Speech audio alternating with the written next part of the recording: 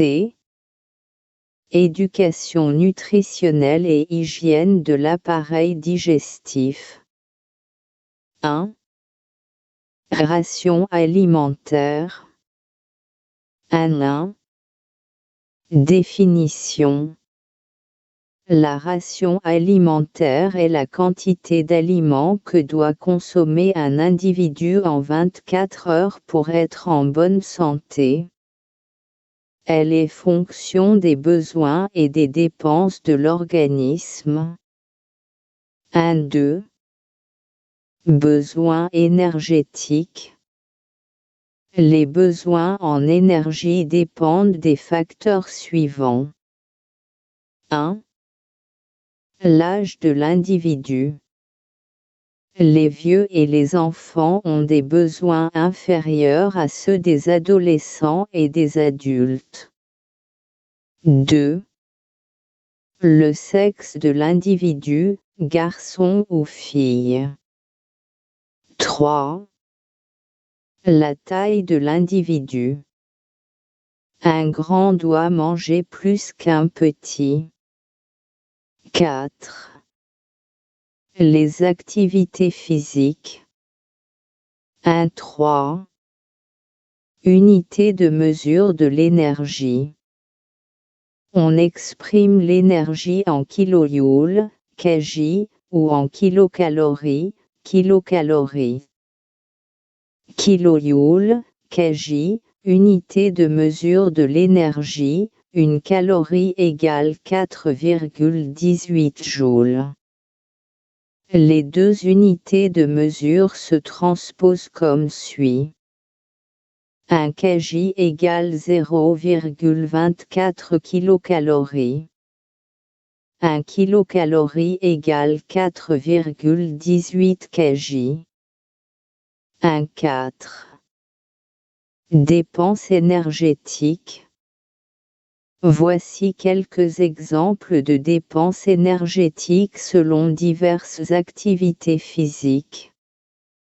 1 heure de marche égale 400 kJ. 1 heure de jogging égale 1130 kg. 1 heure de basketball égale 1435 kg. 1 heure de natation égale 1600 kg. 5. Valeur énergétique des aliments. Seuls les protides, les lipides et les glucides, sucres, sont sources d'énergie. La valeur énergétique d'un aliment, ou d'un nutriment, est la quantité d'énergie qui peut en être extraite et qui peut être fournie à l'organisme. 1 g de glucides fournit 17 kg, 4 kilocalories. 1 g de lipides fournit 38 kg, 9 kilocalories. 1 g de protides fournit 17 kg, 4 kilocalories. Ainsi, par exemple, une viande hachée de 100 g apporte 25 g de protéines. 25 g fois 4 kilocalories par gramme égale 100 kilocalories. 15 g de lipides. 15 g fois 9 kilocalories par gramme égale 135 kilocalories. 0 g de glucides. 0 g fois 4 kilocalories par gramme égale 0 kilocalories. 60 g d'eau. 60 g fois 0 kilocalories par gramme égale 0 kilocalories. 60 plus 135 égale 235 kilocalories au total. Si mes apports sont supérieurs à mes besoins, alors je grossis. Si mes apports sont inférieurs à mes besoins, alors je maigris. Les facteurs qui favorisent l'obésité sont 1. La sédentarité, manque de sport. 2. Manger beaucoup de sucre et de lipides, plus que vos besoins quotidiens. 1,6. Indice de masse corporelle, IMC. L'indice de masse corporelle, IMC, est un outil vous permettant d'évaluer votre degré général d'obésité. L'IMC met en relation deux variables simples à mesurer. Ton poids en kilogrammes et ta taille, selon la formule suivante. IMC égale, poids en kilogrammes, divisé par, le carré de votre taille mesurée en mètres.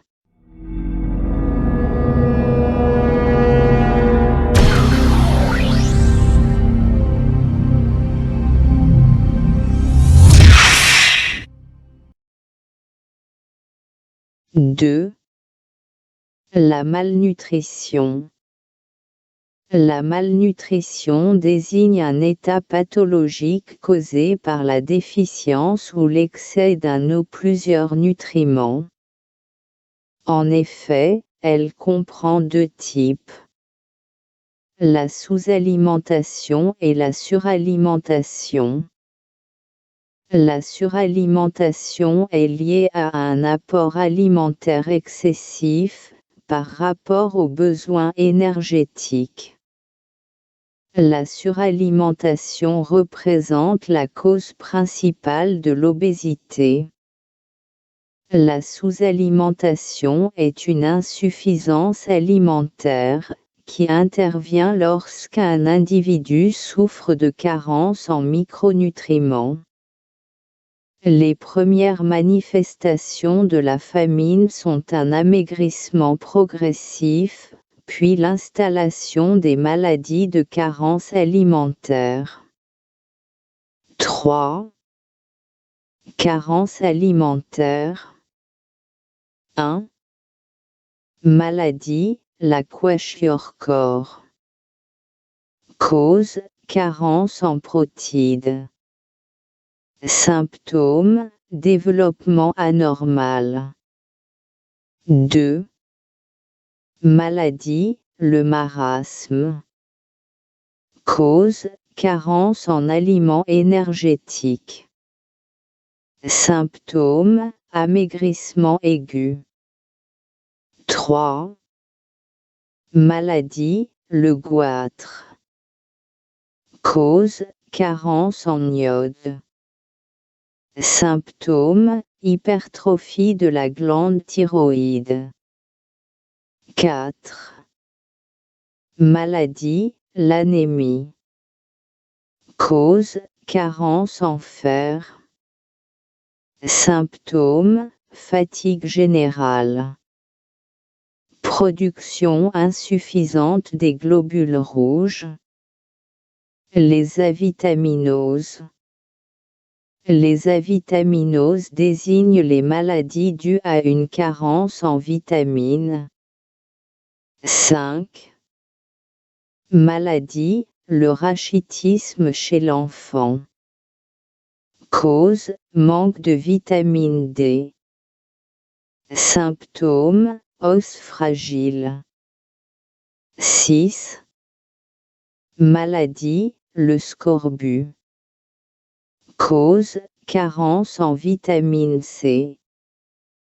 Symptômes. 7. Maladie, la sclérose de Lille. Cause, carence en vitamine A. Symptômes, île déshydratée. 4. Hygiène de l'appareil digestif. Notre appareil digestif est exposé à plusieurs maladies comme par exemple la carie dentaire, l'ulcère gastrique, la diarrhée, la constipation, l'intoxication alimentaire. Pour protéger l'appareil digestif, il faut prendre conscience de l'importance d'une alimentation suffisante et équilibrée.